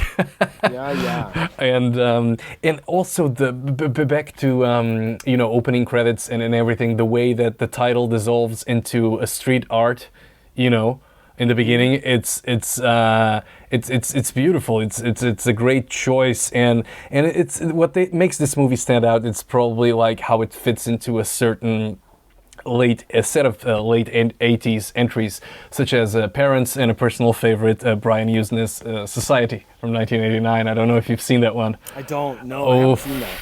That's check that out. But watch it. I don't know if it's best to watch it before or after eating. Definitely don't eat during. I'll keep that in mind. Don't eat during the movie. That's all I can say. And even the stuff, which is a bit, it's from 1985, but still, I mean, it's all those conspiracy theory driven movies, and I think They Live still manages. I think it makes a perfect double feature with Society, but They Live really stands on its own, and the way I guess it's also very weird because it sounds like almost like a zombie movie, right? Almost like Prince of Darkness, because of the way very Romero-esque, like blue tones of the aliens. He has some backdoor zombie things that are happening in his movies without ever going full zombie, or direct zombie. Maybe is a better phrase. Have you seen the vinyl release for this? I have not. It is incredible. Oh no! Wait, it's the colored one, right? It wasn't it like blue, something like the skin, the alien skin. Well, yes, that may be the color variation, but I'm really more the packaging of how Mondo put out a release of it, and it has a. If you unfold it, it looks like sunglasses. Oh no way! I'm seeing it now. You pull the vinyl out and it releases it, and then there's another image underneath, and it's like you talk about vinyl soundtracks and why I geek out sometimes. It's when they get details like this right. Wow. In design. And so if folks haven't seen it, check it out. I don't have a video up or anything about it that would really showcase it, but maybe somebody does. Look for it because it's really cool time. I'm seeing it now, and I'm afraid that it would be like $200-$300 to get it, but it's kind of like We Sleep, They Live written, and inside you got Nada written. It's beautiful, and the color variations, these are the ones that I've seen. I've never seen the cover before, but they are beautiful, and even the inner sleeve, wow, I'm geeking out on this. The artwork is really inspired design from them, and I bought it not too long ago. It's really amazing. It's really cool. It is. I highly recommend it. Okay, we'll. I need to close this, or else I'll make an impulse purchase, and I don't want. It is out of print too. It's not available on their website, so good luck, everyone. No. I can't. Closed. No, it's beautiful. It's really gorgeous. And so, as we on a high note, we come to the Twilight years, like Carpenter's Twilight years, right? And that started with the Memoirs of an Invisible Man, an unfortunate comedy starring Chevy Chase, and I really don't want to get into it. No, I've seen it. We can move. It's just fine. And I think like so I've watched like skipping 92's entry from 94 to 96. I've seen the 3 movies he made. I haven't watched Vampires or Ghosts from Mars, and I think for the sake of for like your time's sake and my time's sake, we'll just focus on these 3. And I mean, In the Mouth of Madness was something that, had he not made Memoirs of an Invisible Man, probably he would have kept on making movies on a more regular basis in the following decades, because it's a brilliant movie. Sam Neill, all that, even the opening track, which was inspired by Metallica's Enter Sandman, right? Yeah. I don't know if I think they should have just ponied up the cash and just gotten that, but it's funny how close it sounds. And I almost think like now, like the more I think about it, the better, it works a little bit better that it's kind of a clone of it, because Sutter Kane is kind of a clone of another author. Yeah. You know, and I'm like, maybe it's better that it's not. Because I think in the commentary, and it's a brilliant commentary. In fact, I'll just say that most commentaries for Carpenter movies are awesome. So check them out. But I think in the commentary, he says that they wanted it, and the studio told them no. That they weren't going to pay Metallica, especially at that. Yeah. It's going to be so much money for that song, I'm sure. You know, I read something else, or heard something else. It was the fact that they wanted, like, okay, we need some, like, music, some score here, so... Like, they gave freedom to the people involved with the soundtrack to actually, like, what's your favorite song? Just, like, pay tribute to it. And that's how it happened. Gotcha. So okay. I heard a different story, but I mean, maybe the truth lies in between these 2 points. Maybe between these 2 things. Yeah. We'll have to find out. But I think this movie is just brilliant. And again, H.P. Lovecraft tribute. I really cannot endorse this movie enough, because it's brilliant. Like, and again, it continues a bit of the themes explored in They Live, right? You know, media influence, albeit to a smaller scale, and but also very meta. You know, the whole thing in the cinema, like the laughing sequences and everything. I don't know. I just find it one of the most unsettling movies I've ever seen. Yeah, I think that this one is almost too smart in some ways. Like, I can't imagine this catching on very well. Yeah. You know, because when I didn't watch it until I heard somebody else talking about it on YouTube, and the way they were talking about it, I was like, wow, sounds really intriguing and complicated and like and bizarre. And I was like, I think I'm gonna try this, you know. And so another one I didn't watch until just a few years ago. And this is a head scratcher. Again, you're right. Very uncomfortable. Like, it's an uncomfortable movie. It is. The way people treat each other in it has a vibe of just cruelty and indifference, and it's just a strange movie. Yeah. But also kind of unfolds like a mystery in the beginning, you know, before it really starts getting weird. Yeah. And you even have Charlton Heston in the movie, uncredited, I think. But it's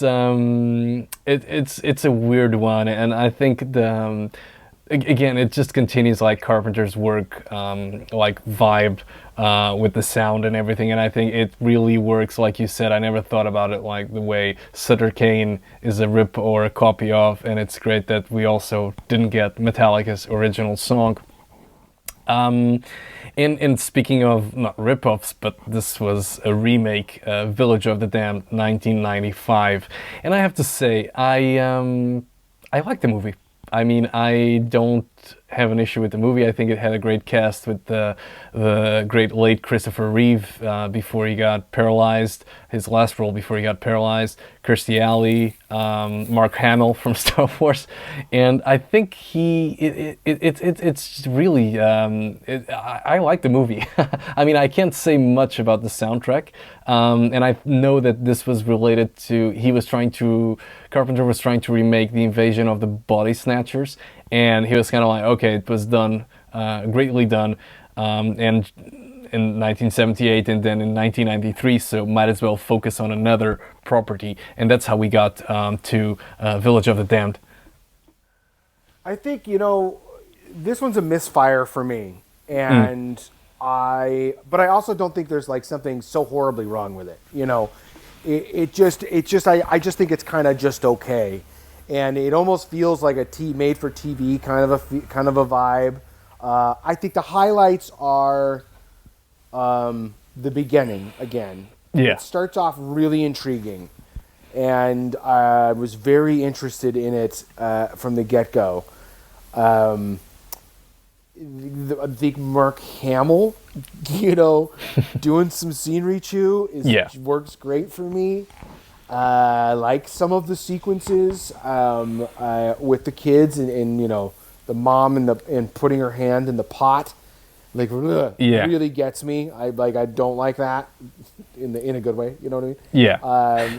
But in the end, it just didn't have like an extra spark to it.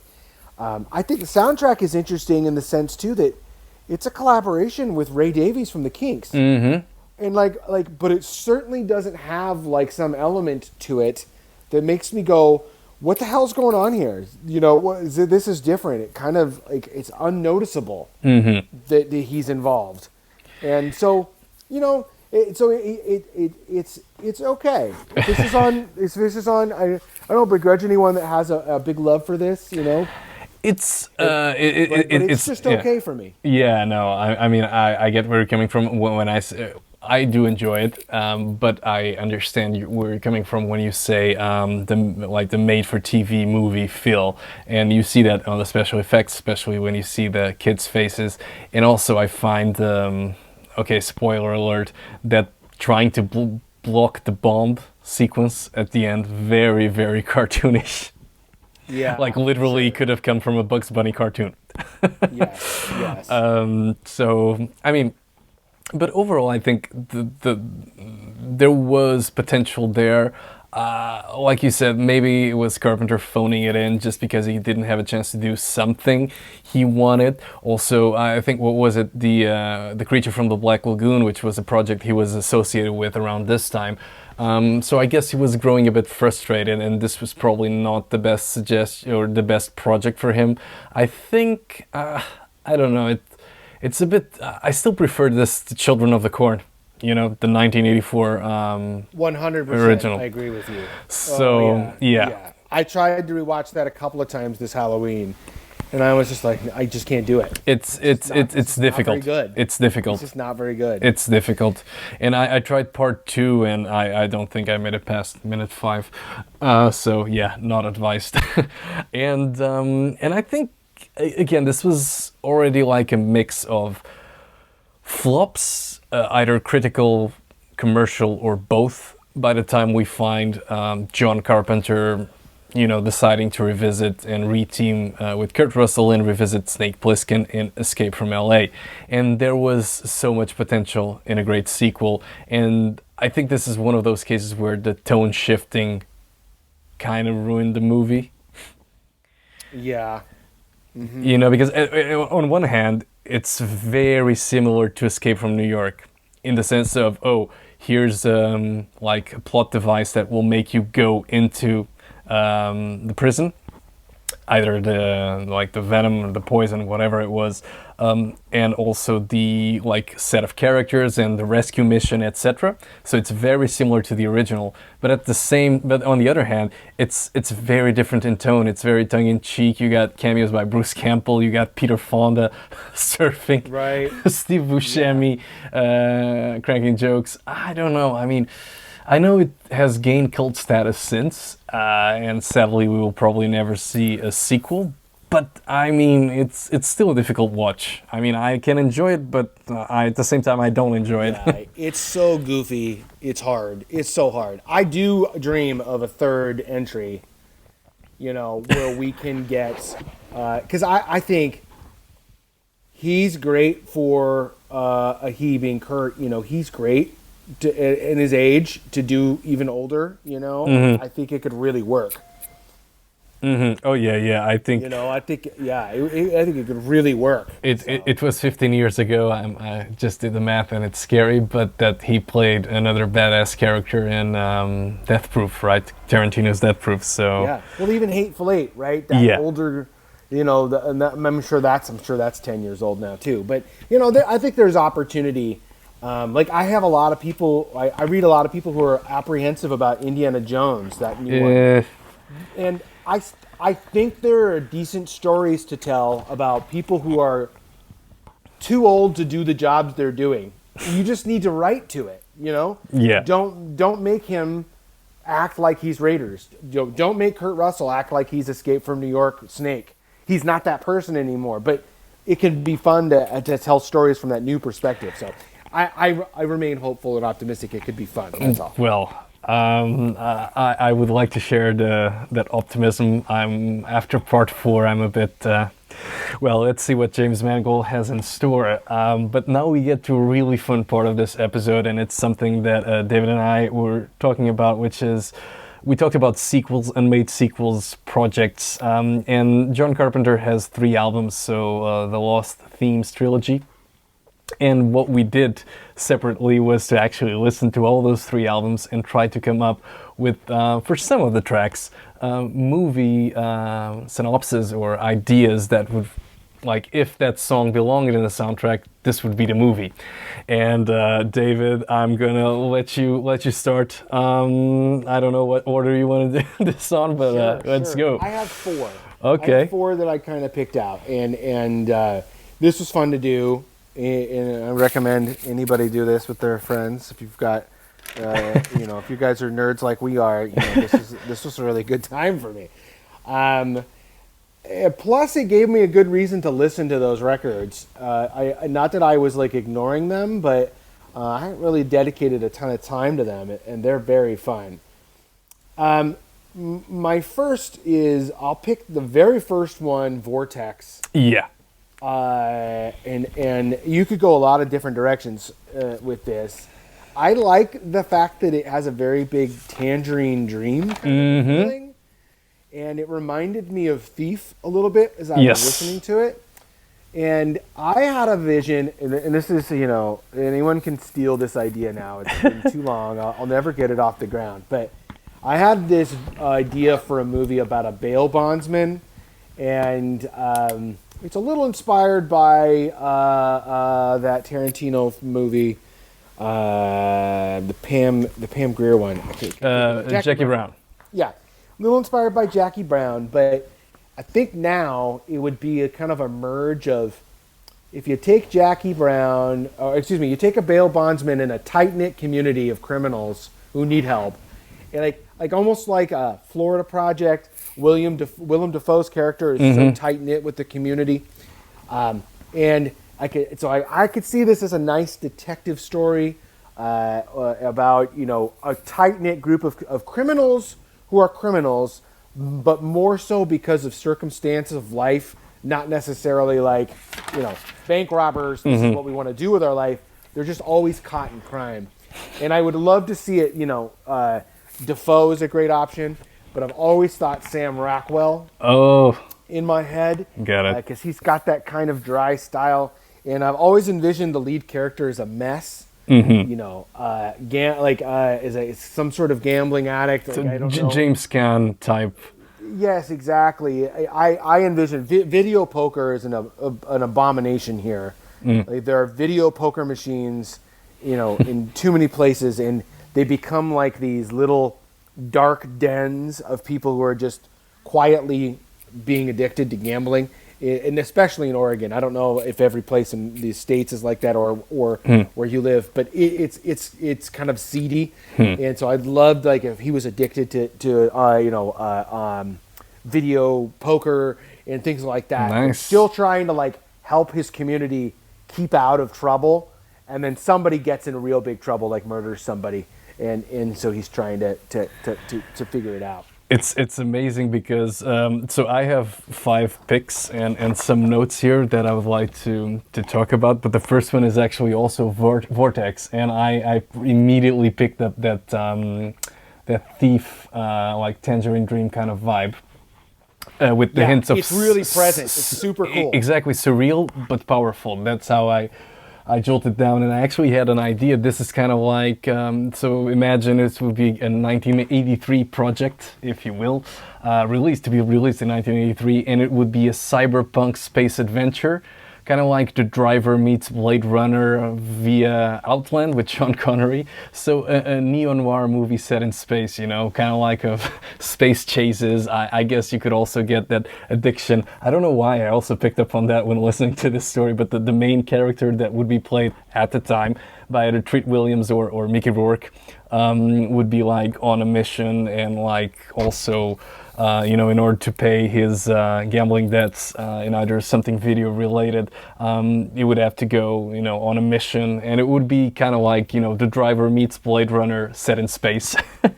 I like it. I like that a lot, and I like that we both got something very different. Yeah. From the same tune, because I saw that you picked Vortex. Yeah. Because for those folks listening, I shared the sample. Notes. Yeah, this was the sample used, and when he named the song, I said I'm going to stop reading because I didn't want to be influenced by it. It's like I wouldn't want to. And then when I read it and I was like, oh, this is great. What a different take. And I think that'll be interesting to see as this goes on. Is a different take. Cool. So let's go with your second choice. Side note, are we going to be able to put samples in for people? Or is that going to get you flagged for something? I think it may. So I've been getting some red flags there. But what we can do is definitely get some notes on at least what tracks have we mentioned. And I'll make sure that we get a link. Yeah, people can check it out as they listen. Absolutely. So yeah, for the viewers at home, for the listeners at home, check this out. Okay, so my next one is actually the second track off of the first Lost themes, and that's Obsidian. Okay. And there was a vibe from this that I had never associated with John Carpenter, and I think he has a missed calling or a new opportunity. He should be composing music for Saturday morning cartoons. And I was listening to this, and it had like a real mutant world, like almost darker Ninja Turtles, or even that great 90s X-Men cartoon that was out there. So I would love to see this song used in some sort of darker, post-apocalyptic cartoon world, because I think it could really work. And lots of those Saturday morning, the 80s Saturday morning cartoons too, those themes had a lot of energy. The music had a lot of propulsion because those shows were 21 minutes long, 30 with commercials, but like it was all like, big movement, right? A lot of energy, like gotta go. So that was one of the things that jumped out at me. Mm-hmm. It's an interesting one and an interesting take on John Carpenter. I actually, Obsidian, I have it here as I didn't quite appreciate it that much, and I guess that's why I couldn't place it with the same sense of nostalgia as you can. But definitely I will re-listen to it and try to get a picture of Donatello and Michelangelo in front of me as and all the rest of the Teenage Mutant Ninja Turtles as I listen to it. But my third choice my second choice was the third track, and actually could be combined with track 9 from the Lost Themes, the original one, the first one.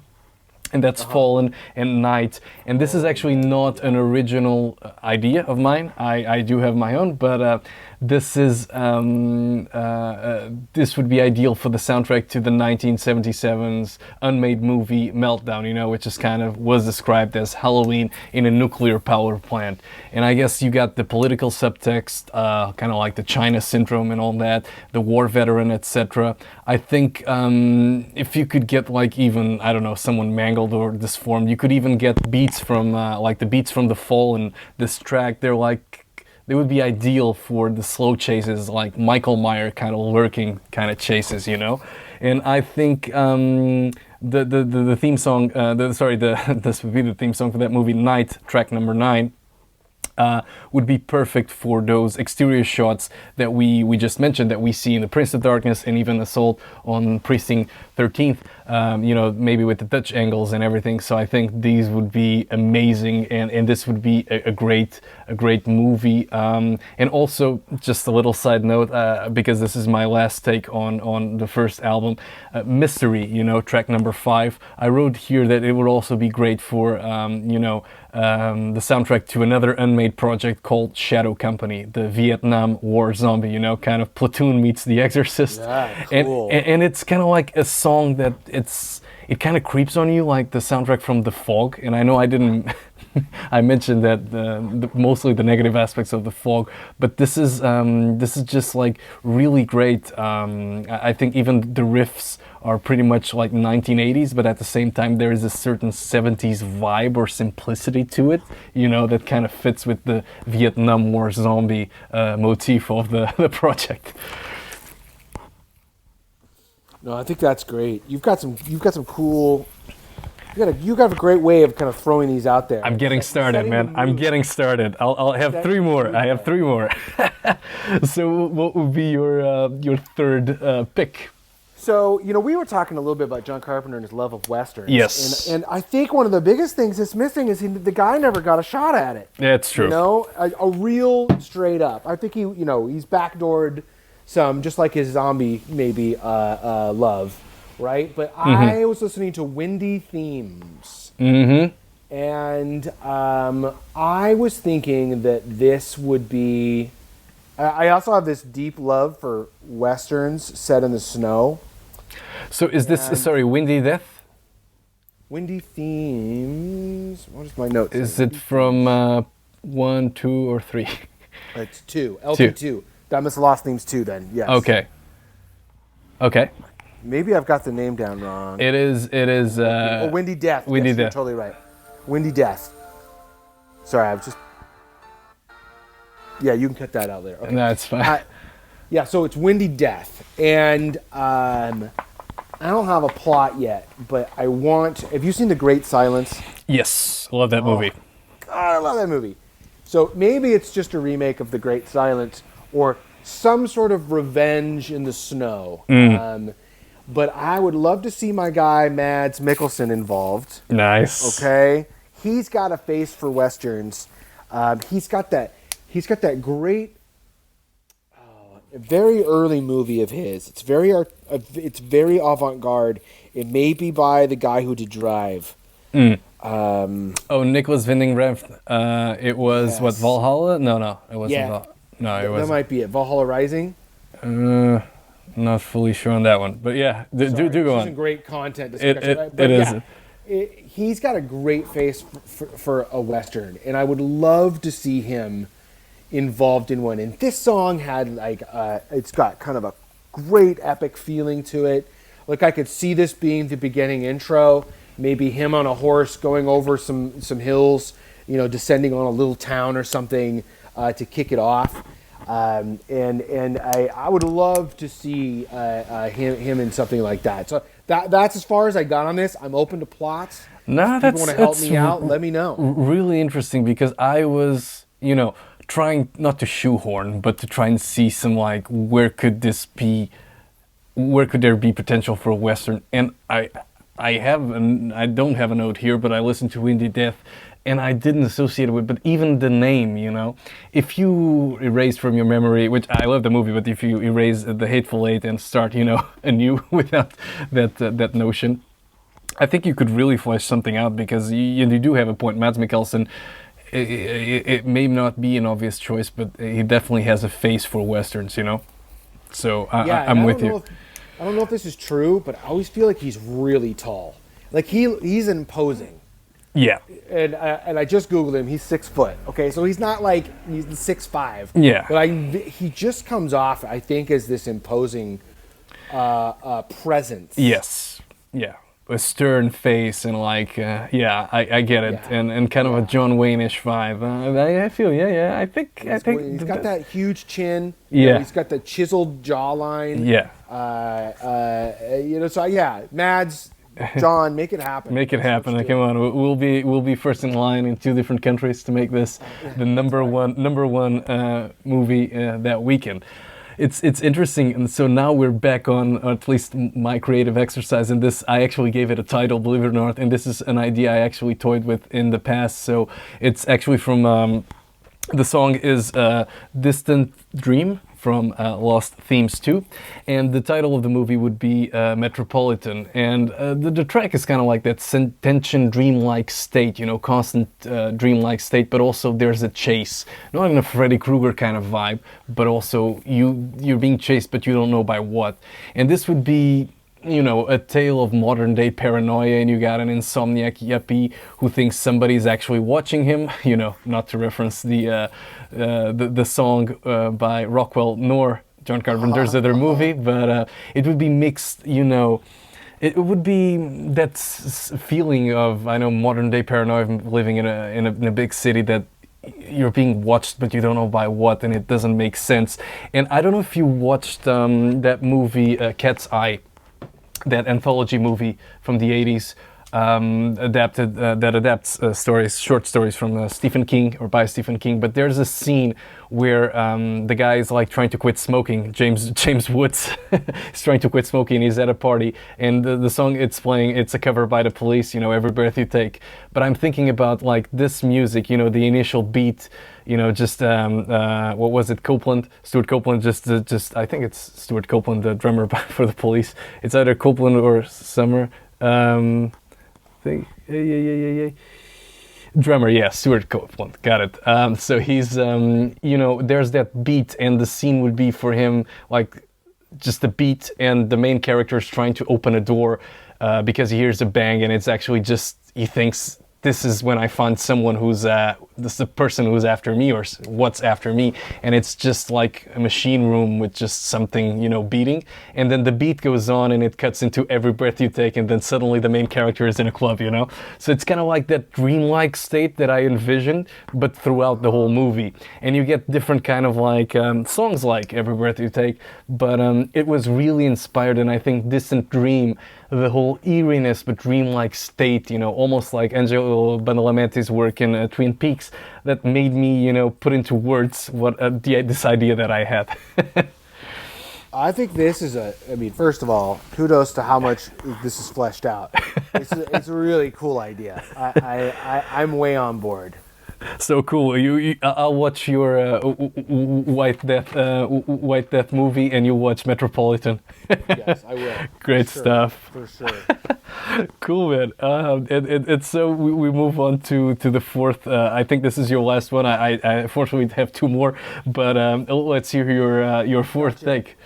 So my last one is Dark Blues, which I think is also from part 2, yeah. Lost Themes 2. Yeah.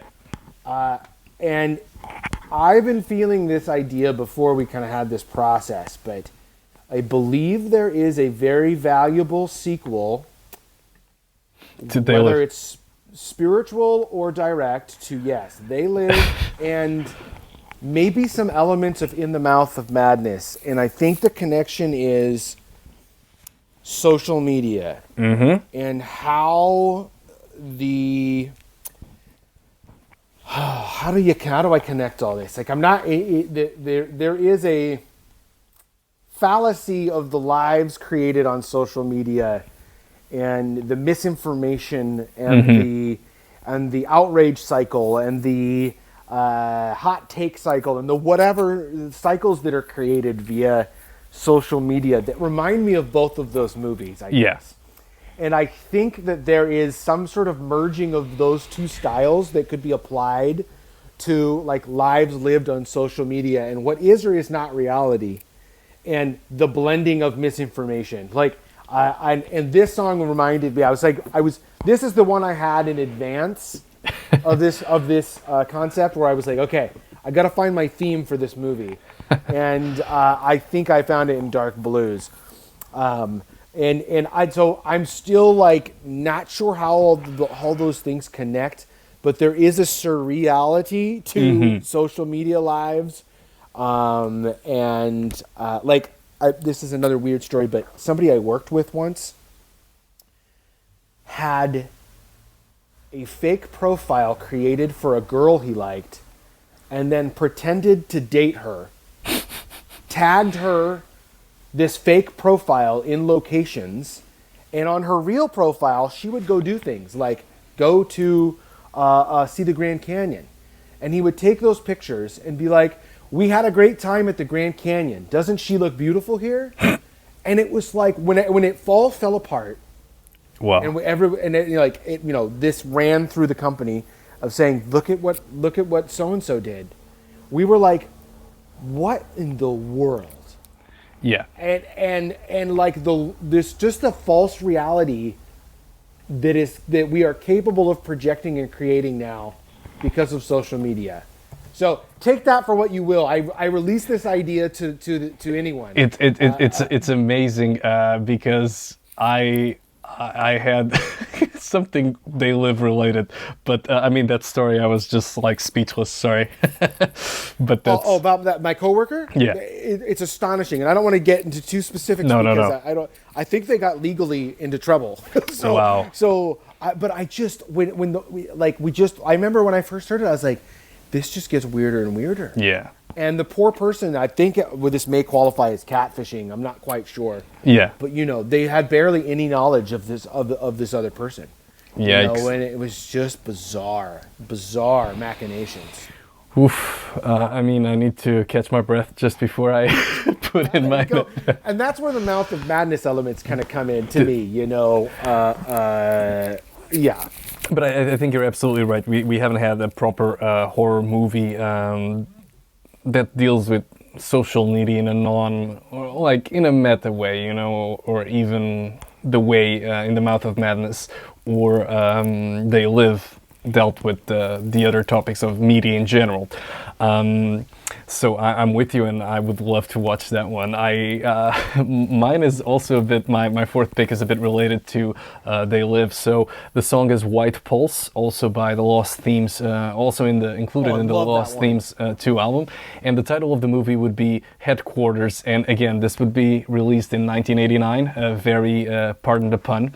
But it would be kind of like a haunted house in a corporate office. And I don't know if you watched, there's this Dutch movie called The Lift, and they made an American remake in recent years, but it's a very 80s movie about a lift that kills people in an office building.